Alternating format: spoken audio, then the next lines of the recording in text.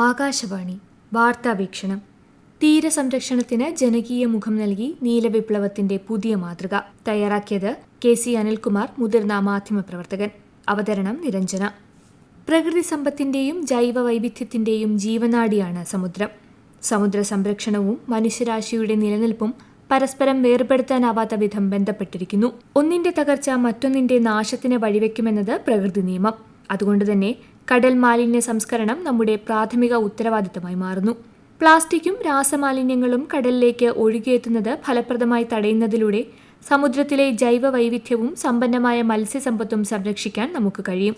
ഈ മലിനീകരണം സൃഷ്ടിക്കുന്ന മാരകമായ വിഷാംശം ഭക്ഷണ ശൃംഖലയിലേക്ക് പടർന്ന് മനുഷ്യന്റെ ആരോഗ്യത്തെ തകർക്കുന്നത് പൂർണ്ണമായി തടയാൻ ശാസ്ത്രീയമായ മാലിന്യ സംസ്കരണം തന്നെ വേണം. ഈ പശ്ചാത്തലത്തിലാണ് പരിസ്ഥിതി സംരക്ഷണവും പൊതുജന പങ്കാളിത്തവും സംയോജിപ്പിക്കാൻ ലക്ഷ്യമിട്ട് കേന്ദ്ര സർക്കാർ സ്വച്ഛ് സാഗർ സുരക്ഷിത് സാഗർ പദ്ധതി ആവിഷ്കരിച്ചത്. സെപ്റ്റംബർ 10 മുതൽ 19 വരെ രാജ്യത്തിന്റെ തീരപ്രദേശങ്ങളിലുടനീളം സംഘടിപ്പിക്കുന്ന ഈ വർഷത്തെ സ്വച്ഛ് സാഗർ സുരക്ഷിത് സാഗർ പദ്ധതി ഈ ദിശയിലേക്കുള്ള സമ്പൂർണ്ണ യജ്ഞമായിരിക്കും. ഇന്ത്യയിലെ ഏറ്റവും വലിയ തീരദേശ ശുചീകരണ യജ്ഞങ്ങളിലൊന്നായ ഈ രാജ്യവ്യാപക സംരംഭത്തിൽ ശാസ്ത്ര സ്ഥാപനങ്ങൾ, സർക്കാർ ഏജൻസികൾ, വിദ്യാഭ്യാസ സ്ഥാപനങ്ങൾ, സന്നദ്ധ പ്രവർത്തകർ, പ്രാദേശിക സമൂഹങ്ങൾ എന്നിവർ പങ്കെടുക്കും. ശുചിത്വ പരിപാലനം, പരിസ്ഥിതി സംരക്ഷണം, ജനപങ്കാളിത്തം എന്നിവ സമന്വയിപ്പിക്കുന്ന മാതൃകാപരമായ ഒരു ദേശീയ സംരംഭമാണിത്. നമ്മുടെ മനോഹരമായ തീരങ്ങളെ പ്ലാസ്റ്റിക് മാലിന്യങ്ങളിൽ നിന്ന് മോചിപ്പിച്ച് സുരക്ഷിതമാക്കാൻ കേന്ദ്ര മന്ത്രാലയങ്ങൾ മുന്നോട്ട് വയ്ക്കുന്ന വിപുലമായ ബഹുജന മുന്നേറ്റമാണ് സ്വച്ഛ് സാഗർ സുരക്ഷിത് സാഗർ. പരിസ്ഥിതി സംരക്ഷണവും മാലിന്യമുക്ത സമുദ്രവും ലക്ഷ്യമിട്ട് സംഘടിപ്പിക്കുന്ന ഈ തീരദേശ ശുചീകരണ യജ്ഞം മനുഷ്യന്റെയും കടലിന്റെയും സുരക്ഷിതമായ നാളേക്കായി കൈകോർക്കുന്ന ഒരു വലിയ ജനകീയ വിപ്ലവമാണ്. തീരപ്രദേശങ്ങളിലെ മാലിന്യങ്ങൾ പൂർണ്ണമായി നീക്കം ചെയ്തുകൊണ്ട് സമുദ്ര തീരദേശ ആവാസ വ്യവസ്ഥയെ സംരക്ഷിക്കുക എന്നതാണ് പദ്ധതിയുടെ പ്രധാന ലക്ഷ്യം. ഈ സാഹചര്യം കണക്കിലെടുത്താണ് ജനപങ്കാളിത്തത്തോടെ തീര ശുചീകരണ പ്രവർത്തനങ്ങൾ സംഘടിപ്പിക്കുന്നത്. വിദ്യാർത്ഥികൾ, മത്സ്യത്തൊഴിലാളികൾ, പ്രാദേശിക ഭരണ സ്ഥാപനങ്ങൾ തുടങ്ങിയവർ ഈ പരിപാടിയിൽ സജീവമായി പങ്കെടുക്കുന്നു. തീരപ്രദേശങ്ങളും ബീച്ചുകളും വൃത്തിയാക്കുന്നതോടൊപ്പം പ്ലാസ്റ്റിക്കിന്റെ ഉപയോഗം കുറയ്ക്കേണ്ടതിനെക്കുറിച്ച് ജനങ്ങളെ ബോധവൽക്കരിക്കുകയും ചെയ്യുന്നു. സമുദ്ര വിഭവങ്ങളുടെ സംരക്ഷണത്തിനും ജൈവവൈവിധ്യം നിലനിർത്തുന്നതിനും ഈ പ്രവർത്തനങ്ങൾ സഹായകമാണ്.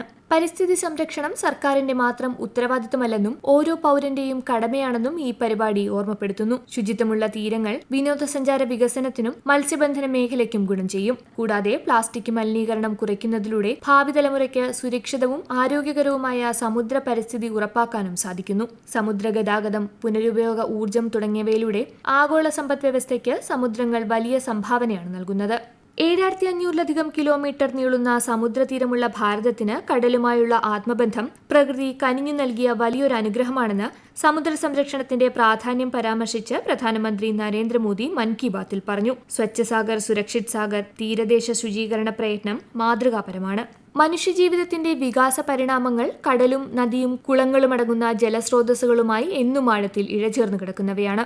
പല സംസ്ഥാനങ്ങളിലേക്കും ദ്വീപുകളിലേക്കും വ്യാപിച്ചു കിടക്കുന്ന ഈ തീരപ്രദേശം വ്യത്യസ്ത സമൂഹങ്ങളുടെയും സംസ്കാരങ്ങളുടെയും കേന്ദ്രമാണ്. ഇന്ത്യയുടെ സാംസ്കാരിക വൈവിധ്യം മുഴുവൻ ഇവിടെ പ്രകടമായി കാണാം. നമ്മുടെ തീരപ്രദേശങ്ങൾ ഇന്ന് ഒട്ടേറെ പാരിസ്ഥിതിക വെല്ലുവിളികൾ നേരിടുന്നുണ്ട്. കാലാവസ്ഥാ വ്യതിയാനം സമുദ്ര ആവാസ വ്യവസ്ഥയ്ക്ക് വലിയൊരു ഭീഷണിയായി തുടരുമ്പോൾ തന്നെ ബീച്ചുകളിലെ പ്ലാസ്റ്റിക് അടക്കമുള്ള മാലിന്യങ്ങളും നമ്മെ ആശങ്കപ്പെടുത്തുന്നു. ഈ വെല്ലുവിളികളെ നേരിടാൻ ഗൗരവമേറിയതും നിരന്തരവുമായ പരിശ്രമങ്ങൾ നടത്തേണ്ടത് നമ്മുടെ ഓരോരുത്തരുടെയും ഉത്തരവാദിത്തമാണ്. ശുദ്ധവും സുരക്ഷിതവുമായ സമുദ്രം എന്ന ലക്ഷ്യത്തിനായി കൈകോർക്കുമെന്ന് പ്രതിജ്ഞ ചെയ്ത് മുന്നോട്ട് വന്ന എല്ലാ സുഹൃത്തുക്കളെയും അഭിനന്ദിക്കുന്നതായും മറ്റുള്ളവർക്ക് ഇതൊരു വലിയ പ്രചോദനമാകട്ടെ എന്നും പ്രധാനമന്ത്രി പറഞ്ഞു. പരിസ്ഥിതി സംരക്ഷണത്തെ ജനബോധവൽക്കരണവുമായും സാമൂഹിക പങ്കാളിത്തവുമായും ബന്ധിപ്പിക്കുന്ന ഈ രാജ്യവ്യാപക സംരംഭത്തിന്റെ തയ്യാറെടുപ്പുകളും ജനങ്ങളിലേക്ക് എത്തിക്കുന്നതിനുള്ള തന്ത്രങ്ങളും കേന്ദ്ര ശാസ്ത്ര സാങ്കേതിക ഭൗമശാസ്ത്ര സഹമന്ത്രി ജിതേന്ദ്ര സിംഗ് കഴിഞ്ഞ ദിവസം അവലോകനം ചെയ്തു.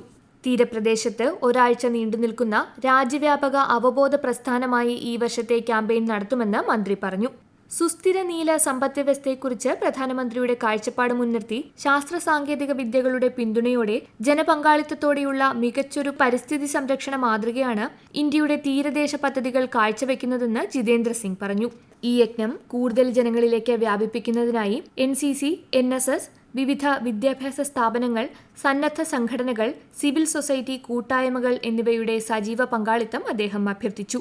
അന്താരാഷ്ട്ര തീരദേശ ശുചീകരണ ദിനത്തിൽ സമാപിക്കുന്ന 2026 രാജ്യവ്യാപകമായ തീരദേശ ശുചീകരണ യജ്ഞത്തിന്റെ രൂപരേഖ ന്യൂഡൽഹിയിലെ പൃഥ്വി ഭവനിൽ നടന്ന യോഗത്തിൽ കേന്ദ്രമന്ത്രി ജിതേന്ദ്ര സിംഗ് വിലയിരുത്തി.